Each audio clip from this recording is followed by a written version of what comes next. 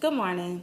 My name is Ruby Thomas, and today I'm here to talk to you about trust, collective efficacy, bureaucracy, and social capital. Social capital is a network of relationships among people who live and work in a particular society. Trust is the firm belief in the reliability, ability, or strength of something. Bureaucracy is where important decisions are made by an appointed board rather than elected officials.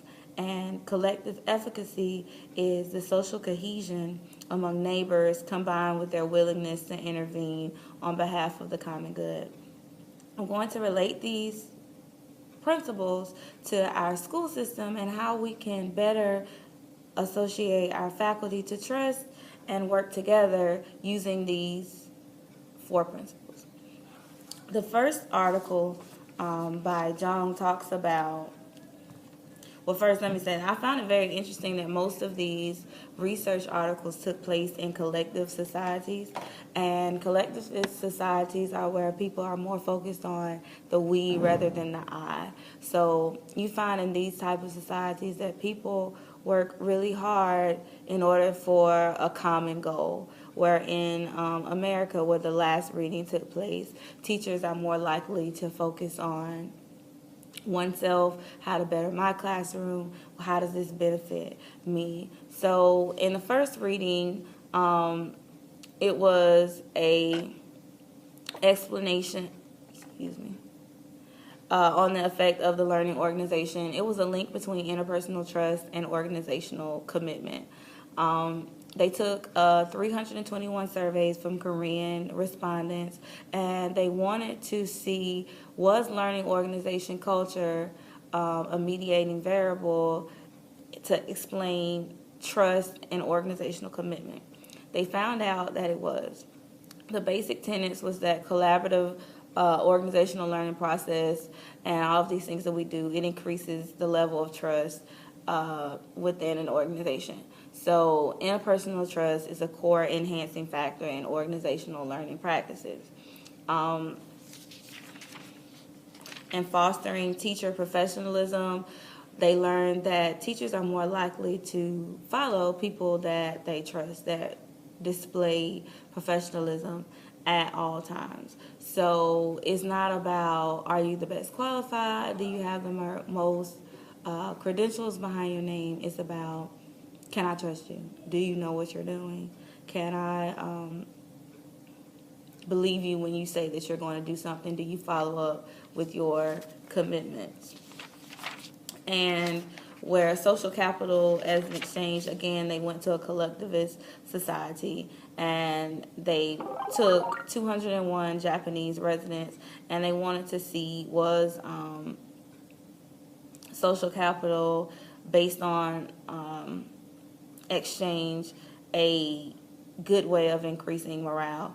In the beginning of the article, they define the two types of social capital. You have social capital based on opportunity, which incorporates organizational participation, network strength, and trust. And then you have social capital based on exchange, which incorporates investment and others reciprocating help when you need it.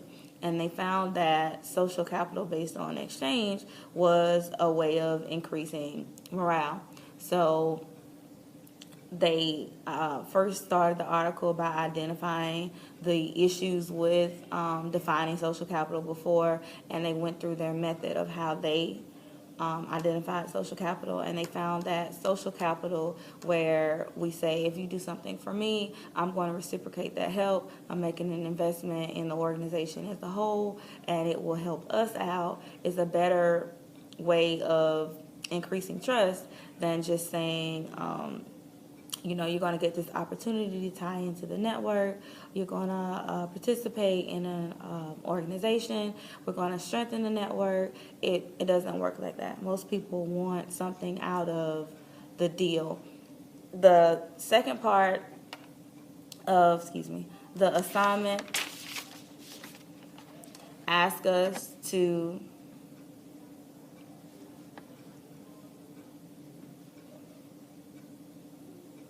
explain why the concepts provided in the readings are important.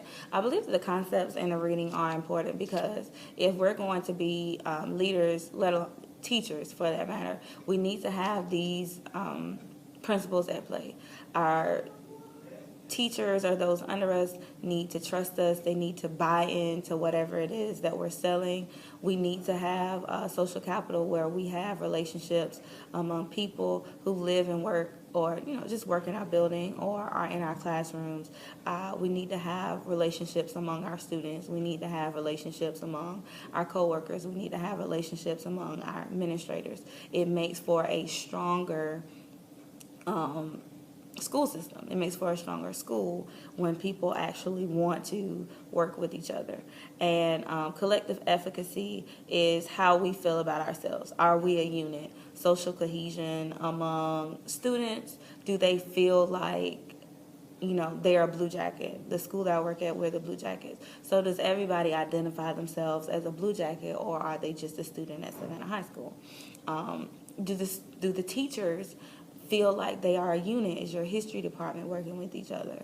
Is your English department working with each other? Or are just teachers doing individual things within their room?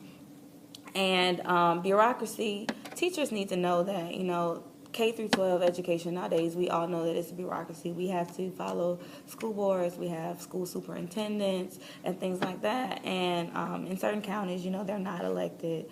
They are appointed officials, and we need to feel like we trust that individual. We buy into what they're selling. They want to make our job better. They want to make our job easier.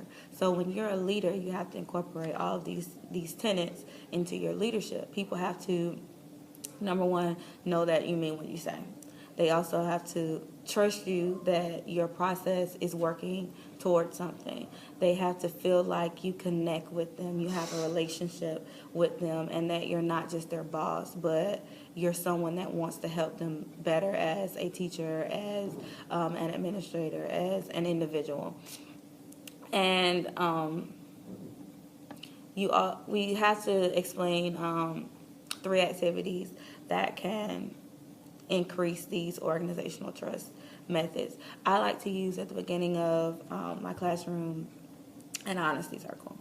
And the honesty circle is just where, you have anonymous suggestions go in, and I put it into a circle box. But people need to feel like if they suggest something that is going to get done and it's anonymous and you're going to work on their issues. So you need to have some type of anonymous tip jar or comment jar where people can address their issues. We can have monthly forum meetings where people can say, what's working for them, what is working for them, what is going on with the organization.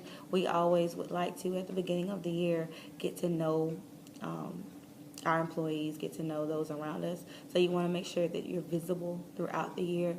Make sure that it's not just at the beginning of the year they see you and then you mysteriously go away and you're in your office all year. Make sure that you're a visible component within the culture. That leads to trust, that leads to that social cohesion, so that we know that, hey, this person, they're with us, they're down with us.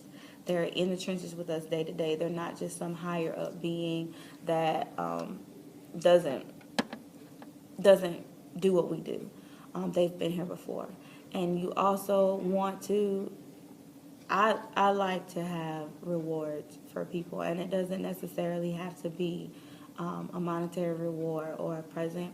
You want to make sure that people feel appreciated. So you want to make sure that you recognize when people are doing things good, whether that be an email high five, or you go around and you're like, Ms. Thomas did great today, and I appreciate everything that she's done. But you want to make sure that you recognize those within your group that are doing good. And it doesn't have to be that they've done something great, but maybe they've improved from something that they've done before.